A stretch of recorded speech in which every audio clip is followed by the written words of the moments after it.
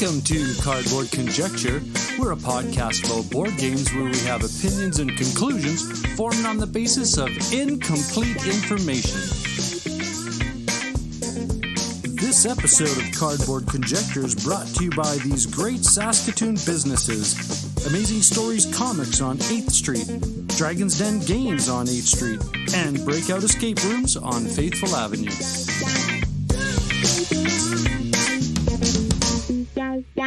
Welcome to Cardboard Conjecture. I'm your host, Norm. And I'm Ryan. And on this episode, I'm going to review Calico. I'm going to be reviewing Whirling Witchcraft. Cardboard Conjecture is proudly sponsored by Amazing Stories Comics on 8th Street in Saskatoon. They're the winner of the Joe Shuster Award for Best Comic Book Store in Canada, and they were also nominated in 2016 for the U.S. Eisner Spirit of Comics Retailer Award presented at Comic-Con. Amazing Stories' amazing collection of comic books, board games, puzzles, and collectibles can be found in their store or on their new online website. And welcome back. This is Cardboard Conjecture. We're going to do some games of late. And I'm going to take a shot at going first here. And because Wednesday nights, usually when Dave and Jordan come over, and we've been in a Feld kick lately. We've been playing lots and lots of Macau, but that's not what I'm talking about. I'm going to talk about Bruges. And I think Stefan Feld's, I have the Z-Man with the expansion, but I haven't played the expansion yet. And a beautiful 3D printed tray organizer by Jason, local Saskatoon cohort in the Bridge City Board Games community. And Bruges, this is Stefan Feld's take on multi-use cards. And how. And dice. But the dice in this case, they can hurt you, but not in that same way of that, the randomness of it. So what happens is you are people in the merchants, I guess, in the city of Bruges in medieval times, and you are in a section of town, and you're trying to expand and build. And there's a few ways that you go about with the cards. I mean, you could talk about the cards with the actions.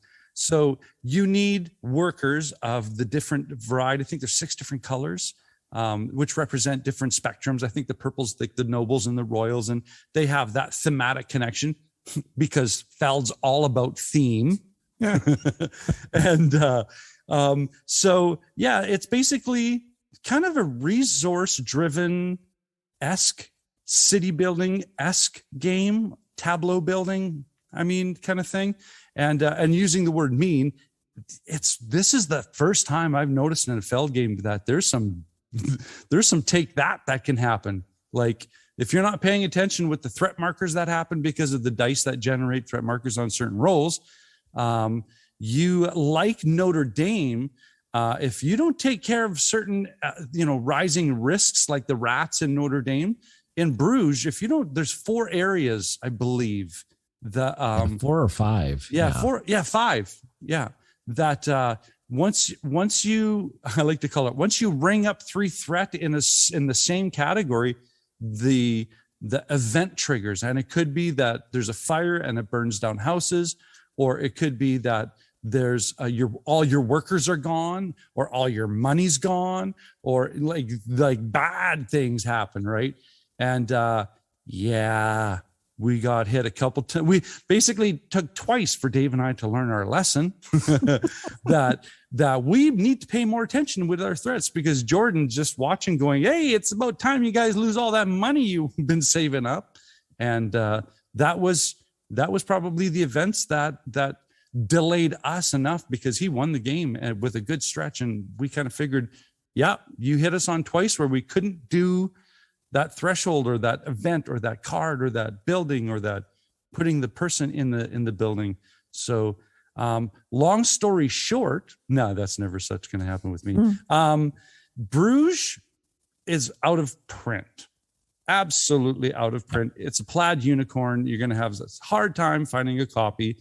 It's even harder to find it with the expansion. Yeah. So I was so fortunate and immediately was like, yeah, I'll pick up that used copy because there is, I don't know what the title is. Hamburg? I don't know what I think, yeah, because there is Hamburg and Hamburg is going to be the new implementation of Bruges from the Steffenfeld City Collection that I may or may not have. That's another thing to talk about. Had lovely choice words about in the past. That Kickstarter thing. So, and again, too, I'm kind of like, ooh, I'm glad I picked this up because a lot of people who had the Z-Man copy sold it with the idea that I'm getting my Queen's copy pretty quick here. And that's, let's just say that the pandemic caught up with shipping costs and there's a big kerfuffle on Kickstarter right now.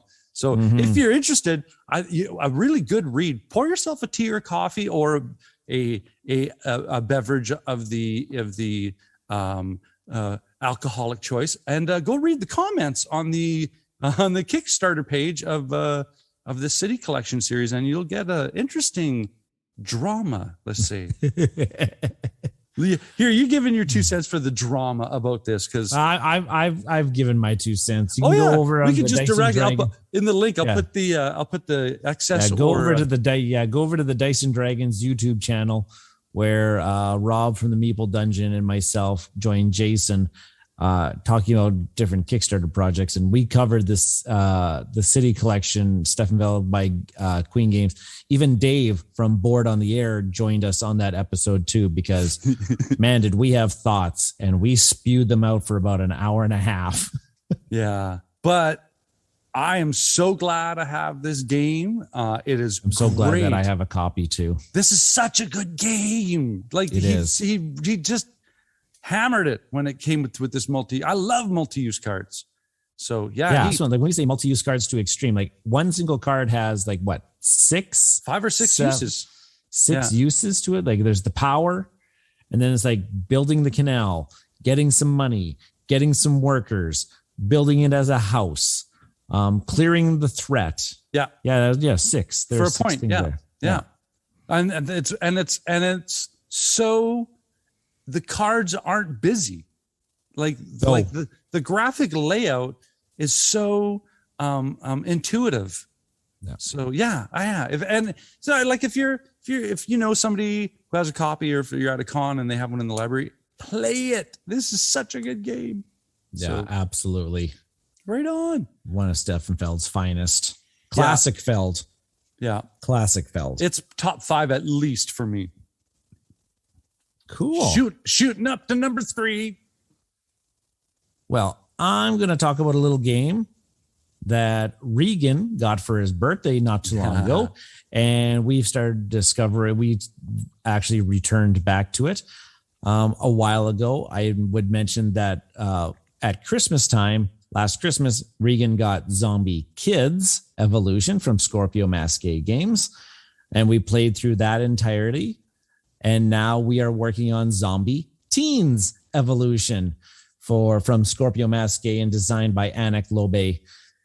And like, again, we're having a lot of fun with this one. And Zombie Kids was a great introduction to the legacy style, like the family legacy style game. You're making some permanent changes. The game is evolving as you play it. Yeah. And the same thing's happening here. The game is evolving as you play it. The game starts off as pretty simple mechanisms. Now, the big difference in this one is that in Zombie Kids, you lost the game if the row of zombies all managed to get onto the board. Yeah, they all get onto the board. In this one, there's only 4 zombie tokens. They all will get onto the board at some point in time, and what the zombie is doing. So the theme of this one now was that in Zombie Kids, the zombies are coming into the school. Well, now things have evolved a little bit. Now the school is the home base, and now we are expanding out to the town around the school. And the zombies are going and attacking these various establishments that we are actually using as resources. So every game is kind of like that opportunity to go out and collect resources. Like there's medicine at the hospital, there's donuts at the police station, there's junk food at the arcade, and there is like actual food at the restaurants. That's kind of like the things you're trying to go back out and collect. And the zombies are approaching these establishments, and so you're just trying to clear them away from there. And what you're trying to do is trying to go get those resources and bring them back to the school. Very simple mechanics. Again, you roll the zombie dice to see which one's going to move or get added to the board.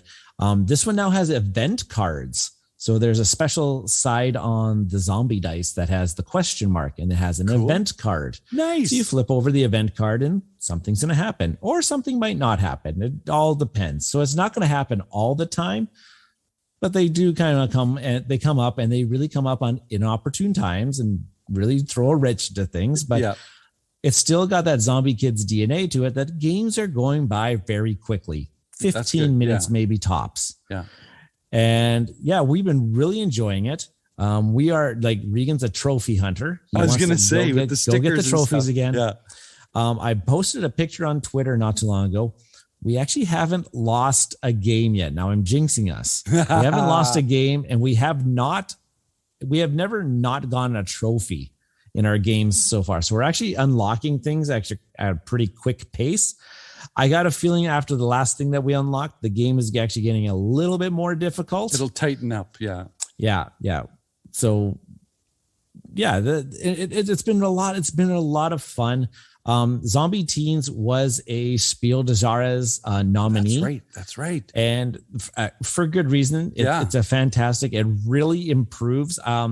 Some people mentioned that the pacing on way things unlocked in Zombie Kids was kind of a little wonky, the way that things kind of unlocked or unraveled through the story. Zombie Teens, I think, is doing a much better job at the pacing of different things. And actually, it's really kind of cool too. Every time you unlock an envelope, the story actually does pretty good. There's actually a really cool story, and there's a little comic book that you add a sticker. Like a new panel in the comic book. Every time that you open up an envelope, it's what's next? What's happening next? And whatever's happening in the comic book, that's the thing that you unlock that's happening in the game. Well, that's nice to see that there's some design growth from the kids version to the teen version, because to me, it's that whole, okay, what have you learned from that? And what do you want to do better? Mm-hmm. Well, let's come out and do a teen. Yeah. And we follow Matthew Legault. He's from Scorpio Masqué Games, and he was a contributor on What You've Been Playing Wednesdays. And he had posted not too long ago that there was some content that they were developing for a crossover between kids and teens, so that you could use the components in each of them. Maybe I have to explore it, but maybe simultaneously, or there's like some scenarios where you need the components from the kids and the teens to play at the same time. Really quite cool. We're not there yet. We're going to finish off teens, and then Regan and I actually have to find another game that we're actually going to play on a regular basis, because what other game out there is going to really trigger that trophy hunting? Like, let's one more game so we can get the trophy, or one more game so we can unlock the envelope feeling with a 6-year-old. Well, maybe they'll have a zombie preteens. Zombie pre-adult. This episode of Cardboard Conjecture is proudly sponsored by Dragon's Den Games, located in the Louis VIII Mall on 8th Street in Saskatoon. Swing by Dragon's Den Games and let Darren, Al, and the awesome staff help you out in search for great board games, role-playing games, miniature systems, and all of the related accessories.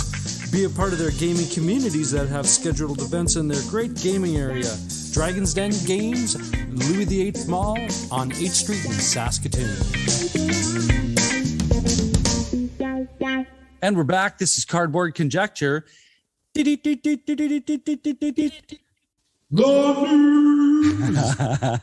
Ryan, lead us into some news. Cool. So I have in the show notes here, games everywhere, but not one to play. little rhyme of the Ancient Mariner play on words there. Yeah. Well, wait, they're not available to play just yet in North America. Many games over the weekend and whatnot, if you were following out on Twitter and also the board game medias. Eschen Spiel was this past weekend, and oh my goodness gracious, there were a lot of juicy euros that were being played, being announced, demoed, being sold for the very first time. And it got me here sitting in like Saskatchewan, Canada, just juicing, frothing at the mouth.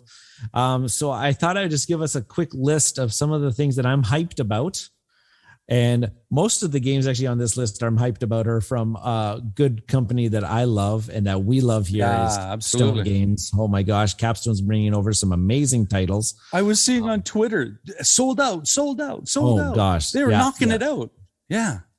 Yeah, if they weren't one of the top like profiters from the Eschen Spiel, like that has to be something. Yeah. Imperial Steam is one that I keep seeing being popped up about a few times. Friend of the show that likes to comment on our Twitter and everything, Andrew Dennison, was saying that it's probably one of the best games that he's played. Like he's played the prototypes. One of the best things that he's played in a long time.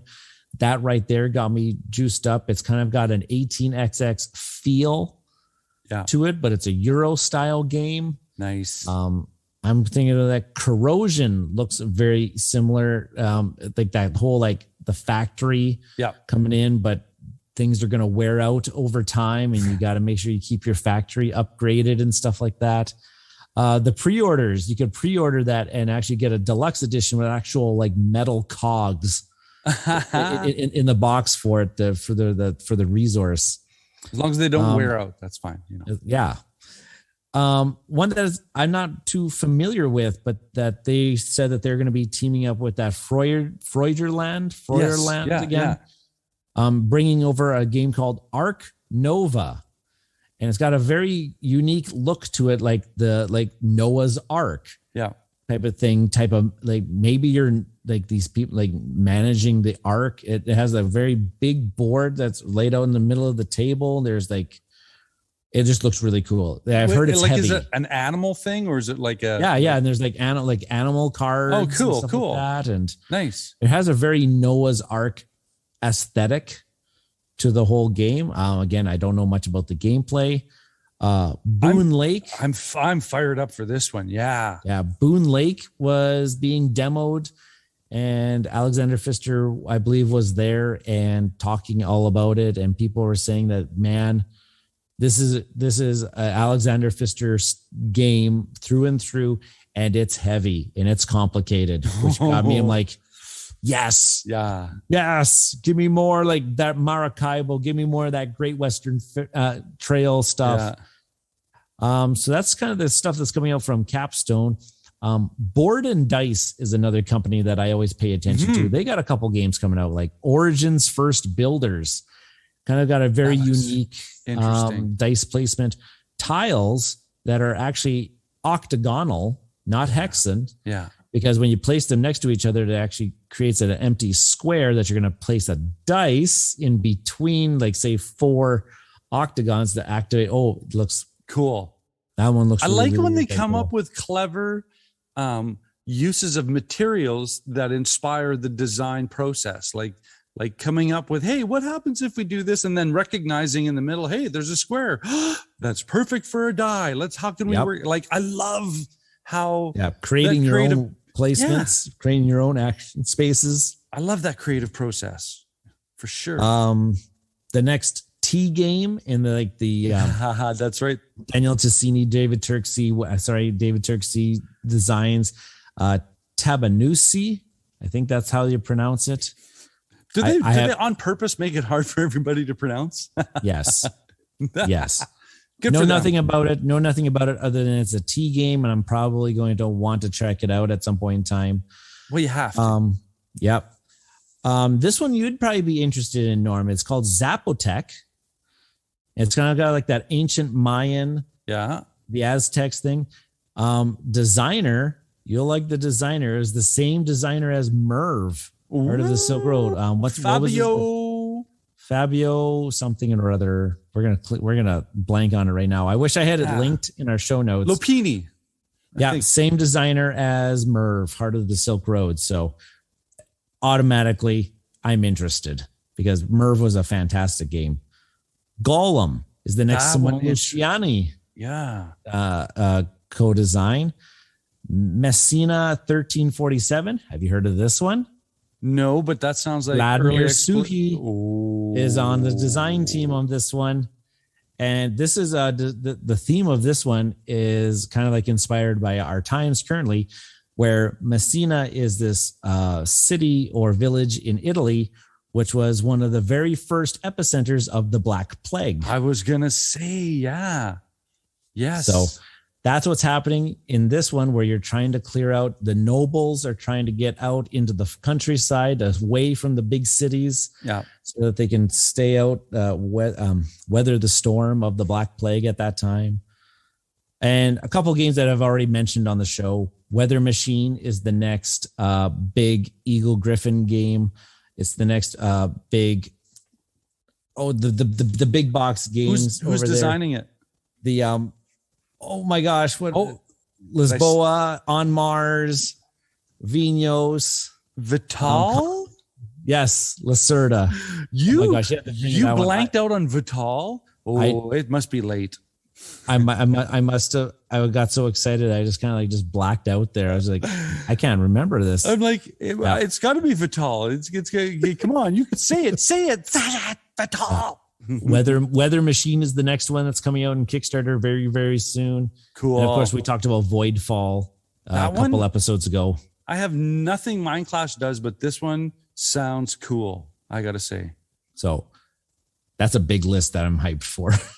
That's a lot of games to play. But oh my gosh. That you don't even have yet. Can I afford that? We're going to try and find some board game rental place. Okay. Moving on to something that's probably a little bit more tangible sooner rather than later. Beast is on Kickstarter right now. And I'm talking about this one because we just did a Kickstarter excess or value episode about this game. And this one caught a lot of our attentions because the core box of this game is, I think, very reasonably priced. It's a one versus many, but it's a hidden movement style game, Norm. Oh, because I'm looking at it, and here's, I'll read the tagger. Dawn breaks and hunt begins. A team of hunters cooperates against a powerful beast, vengeful for the unsuspecting villagers, and it's a hidden movement. Yeah, so one player is going to play the beast, and the other player is going to play the hunters hunting the beast. Nice. And the whole thing is very thematic from what I can understand. Like the beast is going to win the game once it can, devour, kill so many of the hunters or consume so much of the countrysides, like lower animals or something like that. Hunters win if they can kill the beast or last a certain amount of time during the game. This is looking cool. The hidden movement part is that because every time that the beast comes up to prey on something like that, like you spot where the beast is. So the beast is actually revealing itself quite often, which is not a style thing that you see in these types of hidden movement usually games. They never come up. Yeah. It's got card drafting in it, hidden movement. Everything just looks so good. And guess what? They're doing this gorgeous. And they're doing it all without minis. Everything is like cardboard standees. I'm noticing that. Which keeps the price down, which is really good, but also allows it to have that, like we said, that very cool, unique art look come to the forefront of this game. I'm trying to check what not that I'm going to purchase it or pledge, but what is, like, if that's the case, what's the base pledge? So the base pledge is, I'm just bringing it out here, 515 Swedish krones, which actually comes out to about $70 Canadian. Wow. Because this has got some depth to it. It looks great. And here's the thing too that we talked about, the all-in pledge. Yeah. The all-in pledge is just including an art book and metal coins. And you're going to run yourself probably about an extra $30 if you want an art book and metal coins, which I don't think you really need for this style of game. But if you're an art person and you love that, then great. That's an option for you, but it doesn't hamper the game, right? No, it's not a gameplay essential thing. The art is gorgeous. Yes, it is so on point for the atmosphere that it wants to generate.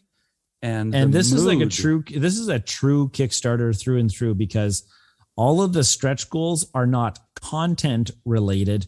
All the stretch goals is improving the quality of the game, like screen printing the meeples, thicker card stock, dual layering the player boards. That's what all of not a lot of, like there's a couple things that there's gameplay, but a lot of it is quality of game that they're trying to produce here.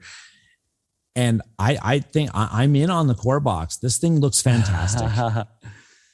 Okay, well, at least one of us is in. That's a good thing. Because you know what? I'm looking at this art, and it's got this kind of romantic fantasy art with a Tim Burton twist to it. You know what I mean? Yeah. And here's one of the beast's names. One of the beast's names is Hogbad. Yeah. That's that demonic looking boar. Yeah. Cool. This thing looks very good. Well, they got one of those $1 pledges so that you can get in on it afterwards. I think I just clicked it. Oops, I just clicked the $1. This is real-time behavior, folks. Uh-oh. All right, let's move on. So there's going to be two copies amongst us. I didn't say. I just said that I'll pay $1 to stay connected, just to stay connected and follow the progress. That's all I'm saying. Cool. Yeah, that's what I've got. That's what I've got for the news. Do you got anything else, Norm? No, I think I was quite happy to listen to all of those games that came out in Essen. Now I'm writing up my little Christmas list. Right? Pre-order. Hey, Jeff, can you bring in? Exactly. Hey, Darren, can you bring in? Exactly. Hi.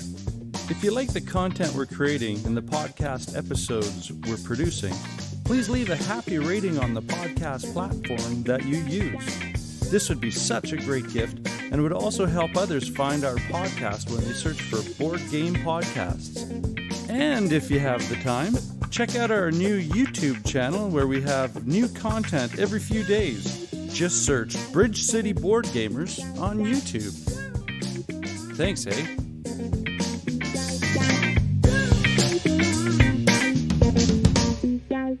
And we're back. This is Cardboard Conjecture. Let's go straight into some reviews. And Ryan. The reviews. Ryan, you take it away. Sure.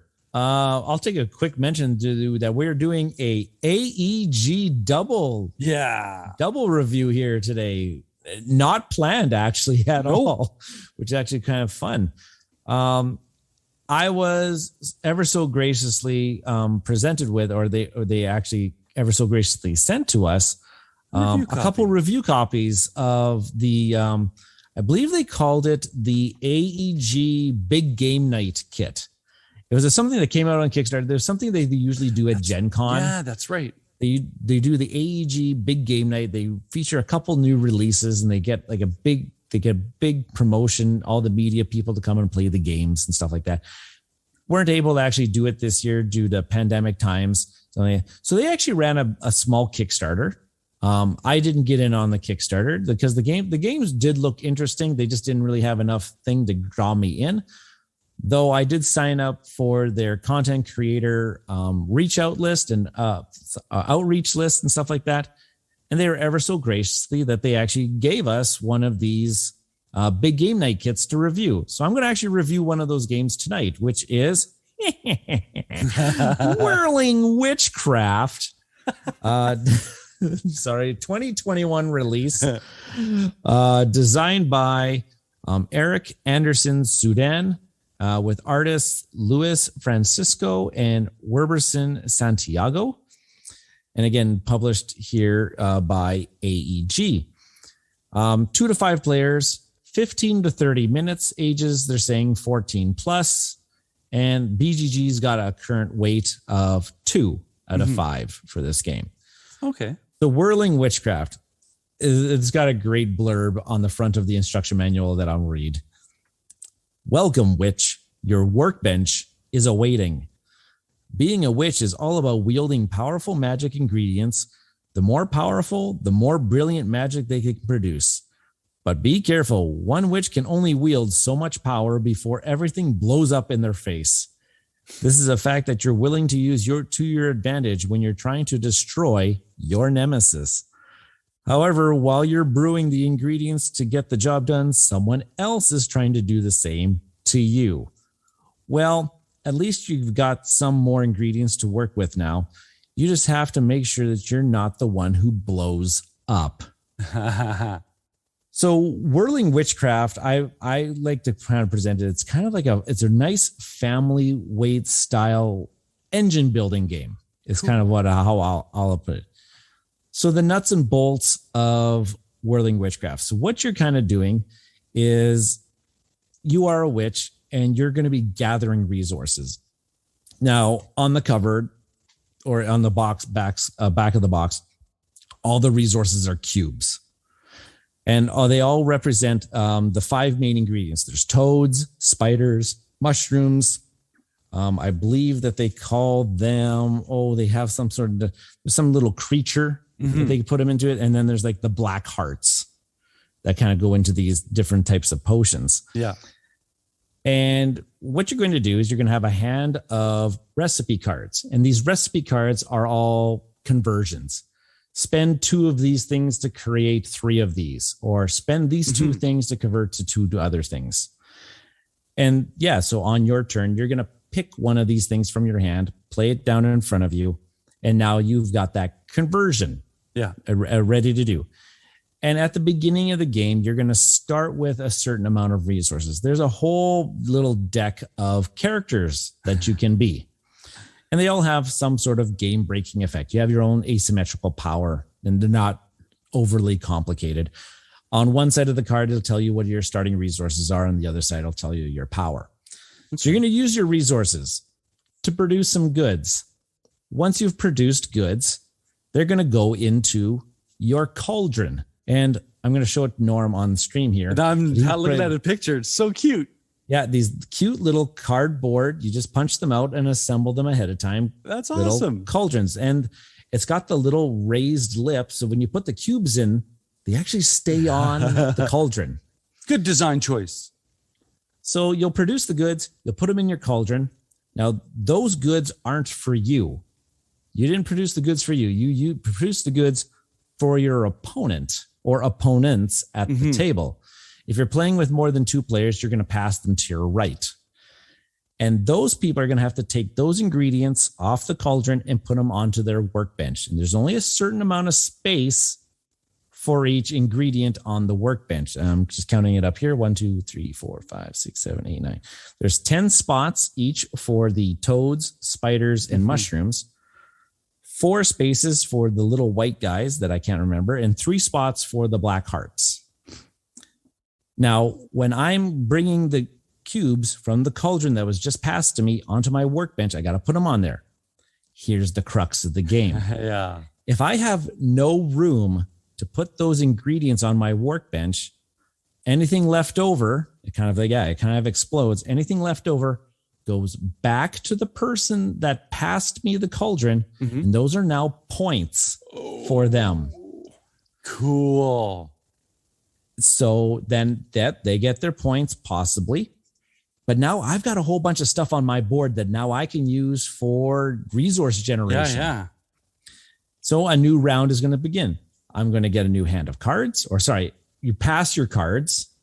Okay. You pass your cards to the other player. You draw up to a hand of 4. You pick a new recipe, play it down in front of you. And now you've got a little bit more resource generation that can go by. And then you're going to play over a series of rounds until somebody has collected 5 points, or at least 5 points. Okay. So it actually goes by really quite quickly. And that's the game. It's really, really, really quite cool. It's really neat. It is very family style. There's no language other than on your character cards, the description of what your character can possibly do on their turn. And the game does come with basic characters that their power is not very complicated. Mm-hmm. So like that's like what they recommend as the intro character. Everybody starts with the exact same resources, and everybody has the exact same power. Yeah, like BGG here is calling it a medium light game. Yeah. Or light medium. I don't think that this game ever gets into the medium category. Well, from your perspective, yeah. From my perspective, this is a very family-friendly, light style game. All right. So let's get into the opinions. Let's go outside in. Here's the box.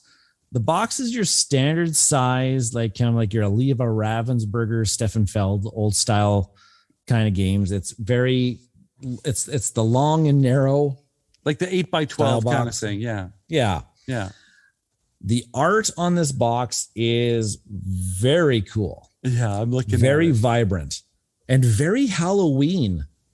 I would say it's got the purples and the oranges, like very colors that you would associate at this time of year with witches and stuff like that. And there's the big cauldron and very cartoony style characters that I really like. That there's nothing like, there's no graphic, nothing. There's no blood and gore, and there's no colors. To me are vibrant.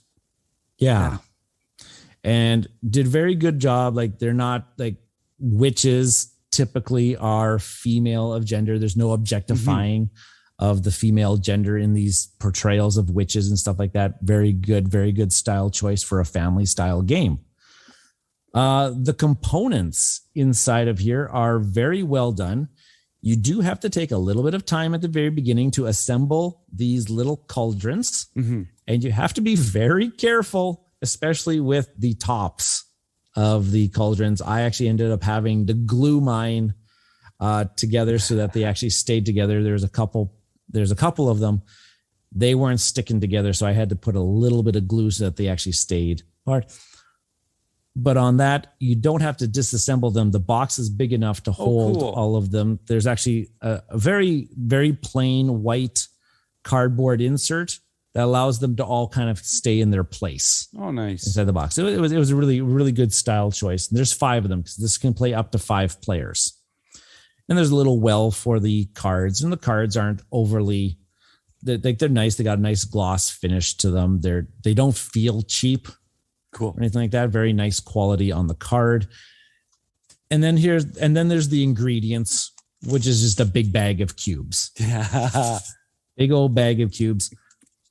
Kind of takes away from the experience of, hey, I'm brewing mushrooms and toads and spiders. And because if I know, I know the graphic is on the player board. The graphic is on the player board that, hey, I'm collecting green cubes and the green cubes are toads. I don't know. Maybe I'm the kind of guy that would have really liked. I am the kind of guy that would have liked a little toad-shaped meeple. Yeah. Or like a little mushroom-shaped meeple or stuff like that. And those are the things that I'm putting on my boards. I don't know. Very nitpicky at best there. But that could have been a cost consideration too. This could be. Yeah. This could be. I don't know what this actually is going to retail at the store. I don't actually know if it's in retail right now as we're recording this, but I can see Norm maybe doing a little bit of Google search while I'm talking. Yeah. So those are the components. The rule book is very straightforward. It's actually very nice and big, very and no small type font. Everything is laid out very beautifully. Lots of examples of how a turn and how the different phases work. And then there's a nice little glossary at the end. What I would have really liked out of this rule book, again, on the back is really nice. There's a lot of people that went into play testing and producing this game, and they give credit to them on the back of the rule book. That's awesome. That's awesome. I wish that there was a player aid for this game on the back of the rule book. There are some cards that kind of function as a player aid, but on the other side of that card is an actual game mechanic called the Arcana. I haven't talked about the Arcana yet, but on the one side of the card is the turn structure of a turn. But on the other side is an actual component that you actually need to use during the game.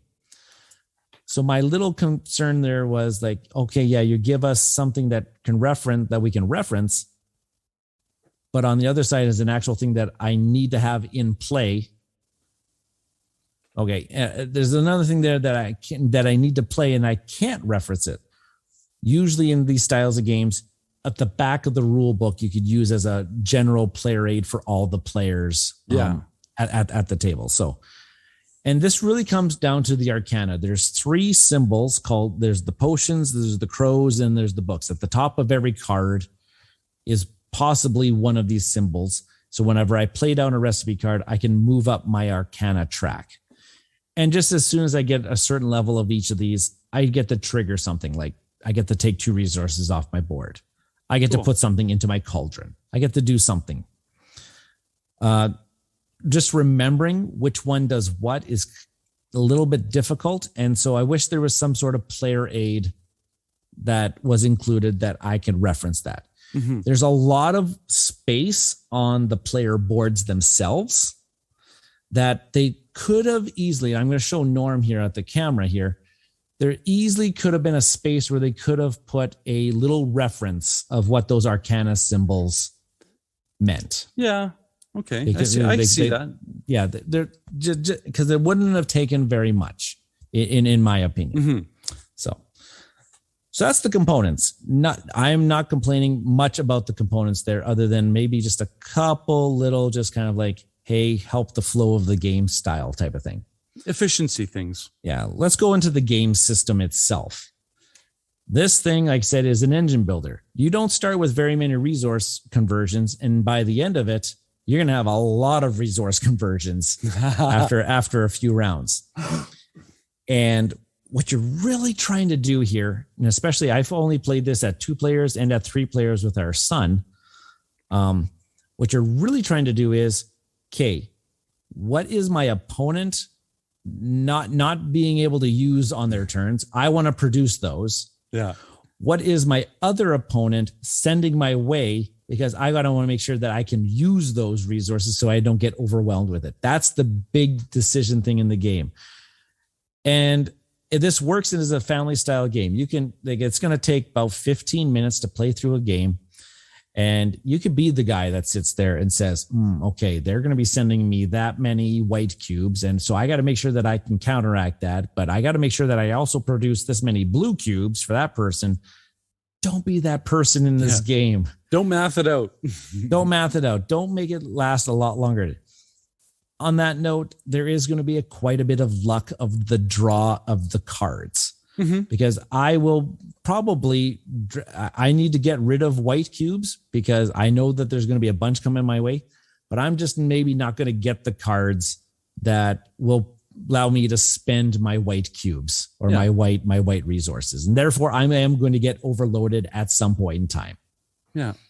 So just kind of know if that's the style of game that this is going to end up being. And just to throw this in, sometimes that's a quality of the light game too. Yes. Yeah, absolutely. It's not going to be absolutely 100% perfect balance because there is now they do mitigate that randomness of the cards because you are going to pass your hand of cards after every round. So the 3 cards that you did not play get passed on and then you do draw a new one. So you're not stuck with the same hand of cards all of the time. And there's some character powers that allow you to actually exchange cards or get rid of cards and stuff like that.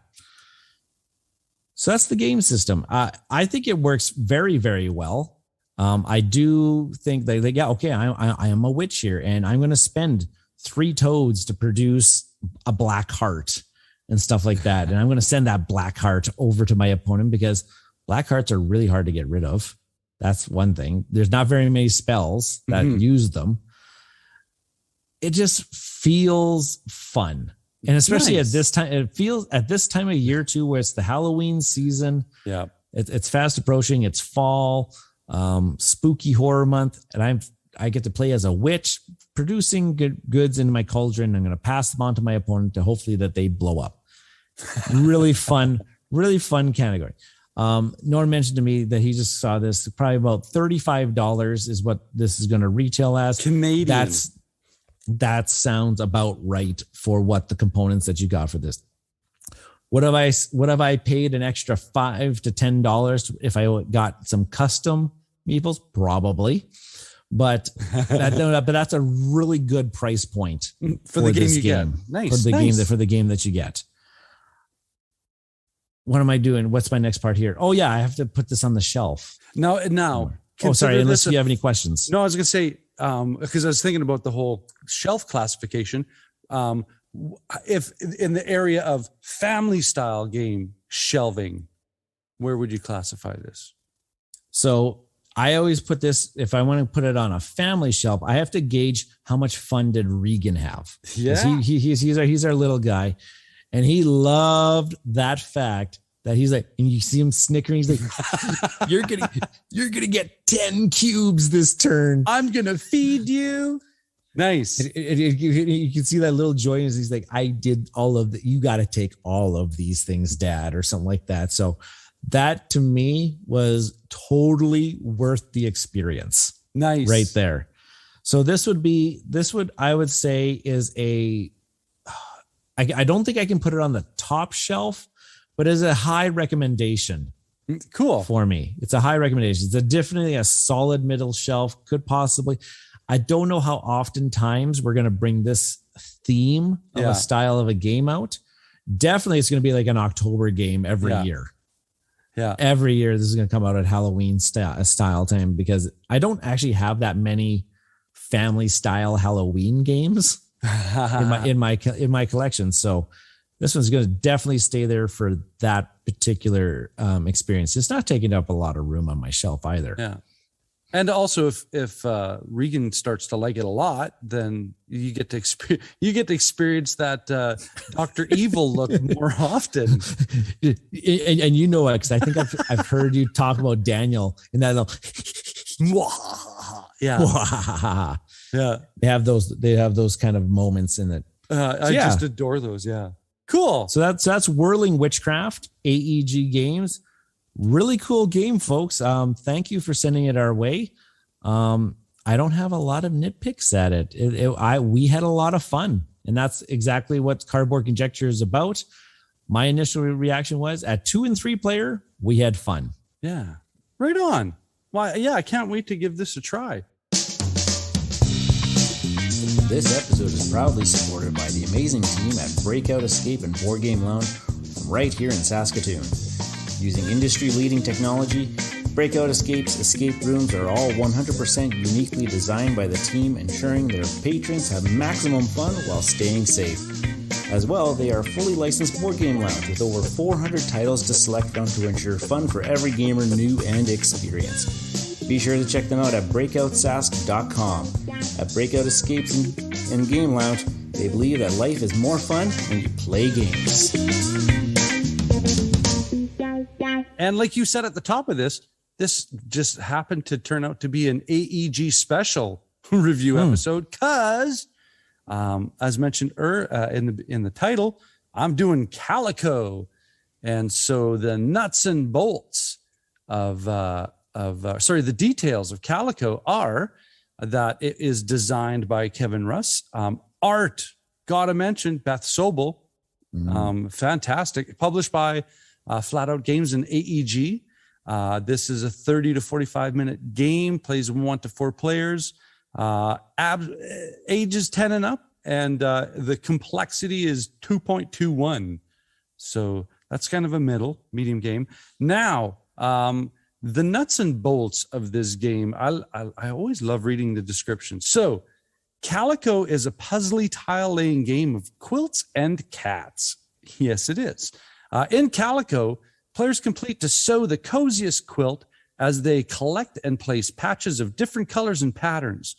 Each quilt has a particular pattern that must be followed, and players are also trying to create color and pattern combinations that are not only aesthetically pleasing, but also able to attract the cuddliest cats. And they got the cutest little cat, little kind of things.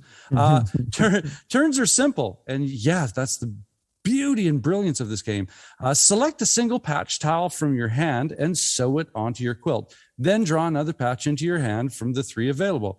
If you are able to create a color group, you may sew a button onto your quilt, which is bonus points. If you are able to create a pattern combination that is attractive to any of the cats, it will come over and curl up on your quilt. At the end of the game, you score points for buttons, cats, and how well you were able to complete your unique quilted pattern. So that, in the essence, is the thematic description of probably one of the funnest abstract games that I've played in a while. And so basically, this game is, as far as the mechanisms go, pattern building, kind of set collecting. It's all about that hexagonal tile. Now, how the breakdown, I'm just going to try and quickly visually describe to you. You have your tableau of a quilt in front of you that is a double layer board that has a indentation in the inside where you build this quilted pattern with the hex tiles. Before you start, though, there are 3 tiles that are spaced out on this quilt so that other tiles can go around it. That's the key part, because these 3 tiles, depending on if you're just playing a random game or if you're playing a campaign like I am in the solo mode, which I'll get to, you have specific objectives, I guess, that you would say that are always connected with patterns and color. So let's say you have one tile says AABBCC. Well, it says that you want 2 of a certain thing, 2 of a secondary thing, and 2 of a third thing. Now, those things I'm talking about, at the top of your tableau, you'll have 3 categories of cats. Now, these cats represent the patterns. There's 6 patterns in total, and each cat will randomly have 2 patterns distributed onto it. Now, a cat, and again, it's about the pattern building from low points to high points. Now, on the left-hand side is the low points, and if you complete a cat that has a particular, let's say, a hex pattern or a there's 6 different colors, 6 different patterns. That whole, and again, math guy, I don't know what the terminology is, but the matrix, I would say, of interconnectedness of these patterns and colors represent those scoring tiles. So you can go A's, B's, and C's, or it could say you want triple A and triple B, or you want, right? And different the tiles, combinations, different permutations. Yeah. And the tiles themselves will give you 2 variants of scoring. You can either try and go for the color patterns, or try and go for the color combinations or the patterns. If you can get both, you catch into some big points, because that takes some deep thought in assessing the market. Now, it's as straightforward and simple as that. You have 2 tiles in your hand, you place one into your board, and you pick one out of the market. Now, in the solo game, as in Calico, the market falls off. So you start to lose. It kind of reflects this whole idea of another player going at that market. So you have to make tough decisions about, man, if I take this one down, that one's going to fall off, right? And I've only played it solo. Now I can only interpret how the 2-player or 3-player or 4-player game goes when that market's there. If you need a tile, you could totally hate draft in this game completely, because you're looking at the person beside to the left going, I know you really need this one. I kind of need it. I can kind of make it work, and it's going to be worth my time to take, right? So you can have that kind of aspect to it. But that's pretty much the nuts and bolts of this game. And of course, when the tiles are complete and your pattern's built, then you go into the scoring. Now, it says also that as you're doing these 2 scoring aspects, with the specialty tiles, there's also the scoring aspects with these cat patterns that you're trying to get for bonus points. And if you can have 3 of a color, of the same color that's touching, you get a button to sew on of that color that is, again, bonus points. So you have all of these variables in your head as you're looking at this abstract puzzle that you're trying to build in front of you with the assets provided to you in this market. Wow, that is such, at least for me, I never thought of myself as being a big abstract fan, but man, this game is so delicious in the decisions you have to make and the push your luck kind of going, I just need something to come out of the bag that has this pattern on it, please. Right. There's that too.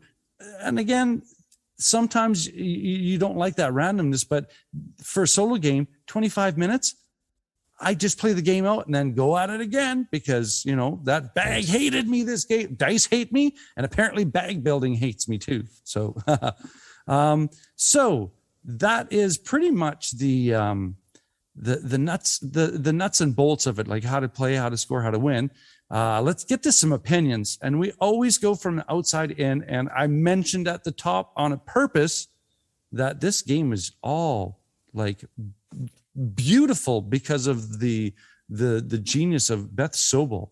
And I was looking around thinking about this review, and I'm looking around going, I have a lot of Beth Sobel, like viticulture. That was my first exposure to her wonderful art style. And then, Wingspan. We could keep going on all these knockout successes. I got the new Arboretum cards. Yeah.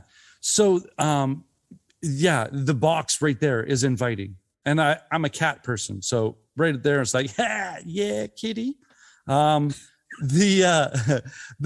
fonts, the graphic design, it's patterns and colors. You can't get too crazy with it. And the buttons, I don't use this word too often, but the buttons are cute.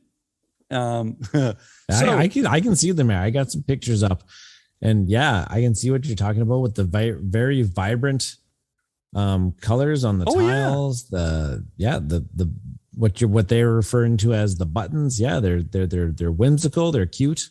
And the buttons reflect the little. Here's the cool part too, that I think was part of their design choice, is that if there's some color blindness issues, that the buttons that are reward are subtly printed onto the tile itself, so that you can discern. If you can't discern purple to orange, well, just look at the bottom corner of the tile, and it has the pattern associated to that color. So you can see that cognitively put that connection together. So I think that was kudos to them on that choice. Yeah, the light blue tiles have like the little water drop on them. Mm-hmm. The green tiles have the little leaf. Yeah. Yeah. Purple tiles have the star. Yeah. I thought that was a great choice of inclusion, right? It was just something that somebody thought, hey, this is how we can make this work for everybody. And that effort is to be commended. Yeah, and that's very important too, because if you're creating these styles of games, you do need to include some sort of iconography on those, whether it be cards, whether it be tiles, everything like that, just to discern it. Yeah. It drives me nuts when people include. I can't think of a recent example, because I think this is starting to become an industry standard, which is good. Yeah. Which is very good. I can't remember the last time that I did not see it. Yeah. The rule book, fantastic. The readability was great. I'm a big fan of background, foreground. I don't want to have to work to read the words. So make sure that you have this good contrast of foreground, background. They do a great job. There's a lot of space in the layout, so that you're not visually cluttered. And the progression of the rules and the progression of play explanation is fantastic. Game system and game style. Like I said, this is an amazing abstract game that allows you to be comfortable with it because of the theme they chose to use with it. I think, like, I can't think of any other approach that you could, like, thematic approach you could use with this game that would make it connect. So I think they did a really good job on this. Now, we always talk about unique mechanisms or unique aspects. And I think, like, as far as abstracts goes, it takes a lot to be pretty unique in an abstract, because it's all relatively mechanisms. It's usually about pattern building and meeting objectives. So what I think the uniqueness about this, or the feature that I find very unique, is how fast this game is to get on the table and get playing. Like, minutes, right? The rule set is so intuitive. I often use this word in instructional design and in the show, cognitive load.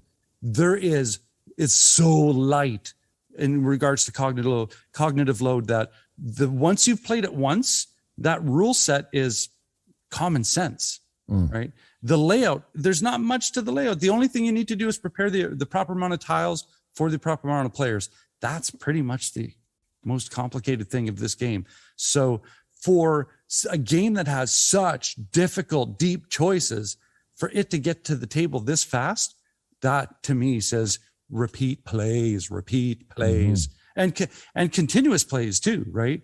So I think that's the unique feature of this game is the fast playability, but it's not cotton candy, right? It's not that, oh, you have this rush and then you're done and it's like, what's left? No, this is a deep thinker right to the end of the game, like painfully deep, like Arboretum, painfully deep. So does this all connect? Yeah.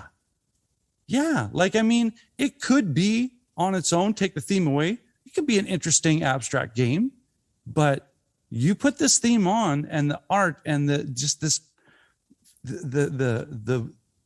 I want to say the nice big hug, right? That's kind of what this game feels like, is a nice warm big hug. And to me, yeah, it connects. I adore this game. This is so much fun. And my conclusion obviously is right there, that I think the main point of this game is to be at the table, have some fun, like get right deep into that game, and feel satisfied at even the wrong decisions or the limited decisions that you had available to you. You can feel smart about this game. Yeah. So as far as abstract games, I'm just going to include it on the whole big shelf. This thing sits on the top shelf, and I think and when we talked about or in our 2-player solo game, that this one made the cut, because I can get it to the table faster than anything I have in my collection, just about. So yeah, Calico. And I had a quick look. It's $40 game, right? I mean, like Canadian. Canadian. So that's $40 Canadian. That's $5.25 American. It's and I mean, coming back to the connection with the price, it's really good cardboard. Like, it's that really thick cardboard. And that's about as far as expenses go. That's about as far as it goes. So they did a great job providing a great game from the gameplay and the components perspective. That, yeah, I would recommend this game to anybody, hands down.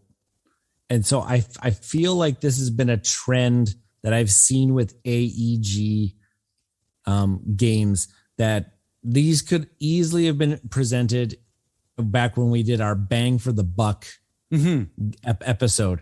Because what I feel like is that you are going to get value, you are going to get plays out of these styles of games for the amount of money you're investing in the experiences. Yeah. Like you said, $40 game for Calico, $35 game Whirling Witchcraft, everything like that. Oh, that's amazing. Yeah. And for the fun, and if we're saying I'm having fun with this one, you're having fun with that one, that's guaranteed a couple people that are having fun with these games at those price points. Absolutely. That's amazing. Yeah.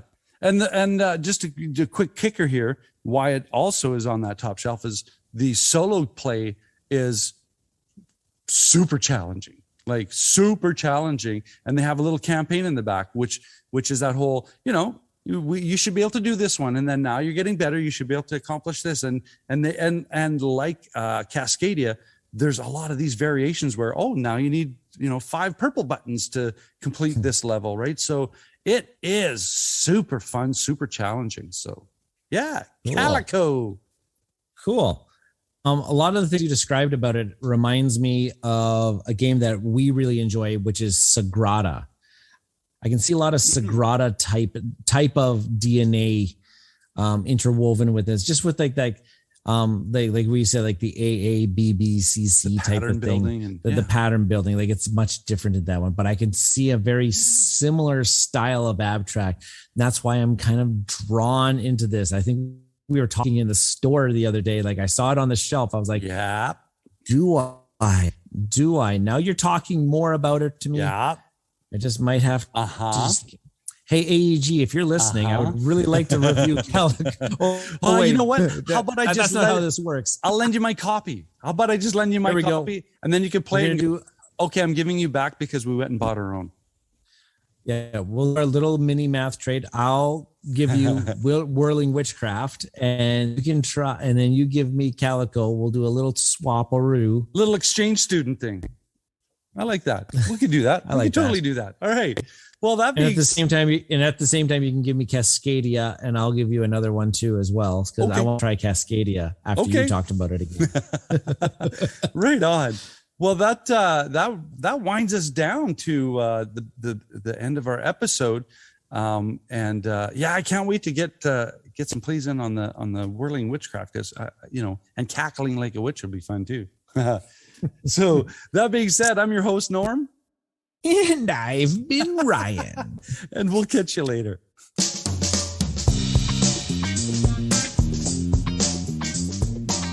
This has been an episode of Cardboard Conjecture, and we are Bridge City Board Gamers. And you can find us on Facebook at Bridge City Board Gamers Saskatoon. You can find us on YouTube, Bridge City Board Gamers. We are also on Twitter at BCboardgamers. And of course, Board Game Geek Guild number 3039.